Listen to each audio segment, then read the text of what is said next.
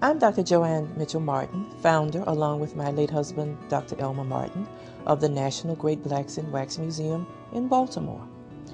My husband Elmer and I started this journey over 25 years ago. The museum was founded in 1983. My late husband Elmer, who had been very active in the Black consciousness, Black power movement of the late 60s and early 70s, found that as a college teacher at Morgan State University and an activist within the Black community, that his college-age students had decided that learning Black history and culture would be of no value. And out of that concern, my late husband Elmer and I decided to build America's first Black History Wax Museum.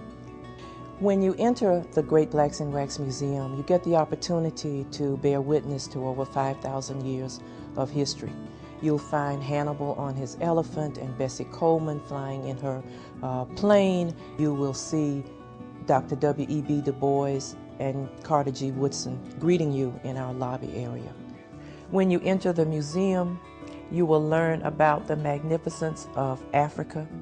You will learn about the horrors of the Middle Passage when millions of African Americans were forced onto slave ships to come to the American shores.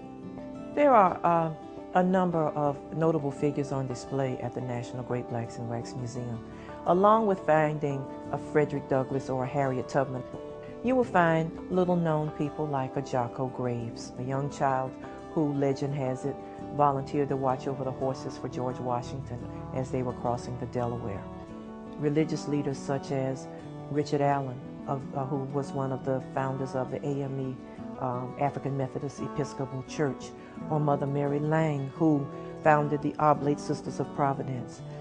We go from slave ship to spaceship, and therefore we have figures of astronauts Mae Jemison and Guy Bluford and Ron McNair. We focus on youth, so we talk about the global fight for justice that was waged by children in Soweto, or children during the civil rights struggle, Black children and white children who got on buses to become a part of the Freedom Riders, and all of the ways in which children have had to sit down and stand up and sit in for justice.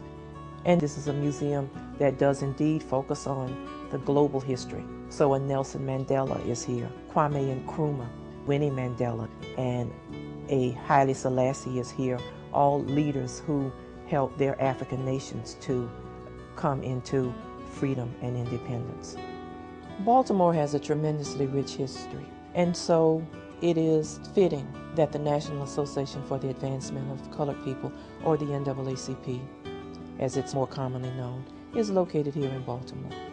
At the Great Blacks in Wax Museum, you can see Medgar Evers, or James Weldon Johnson, or Walter White. We have Shirley Chisholm, the first female to run for president from a major party.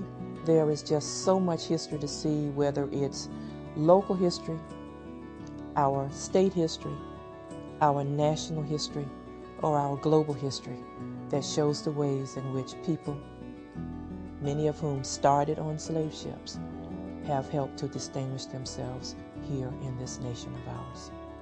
As our museum continues to grow, the newest part of the story is the election and the inauguration of Barack Obama, the first African American president of the United States. Perhaps the most important part of the story is to focus upon those ancestors in whose footsteps Barack Obama walks, because that is, after all, what defines the National Great Blacks in Wax Museum. It's tribute to our ancestors. It's tribute to our future generations. It's tribute to this country that we all call America. I'm Dr. Joanne Martin, and this is my Baltimore.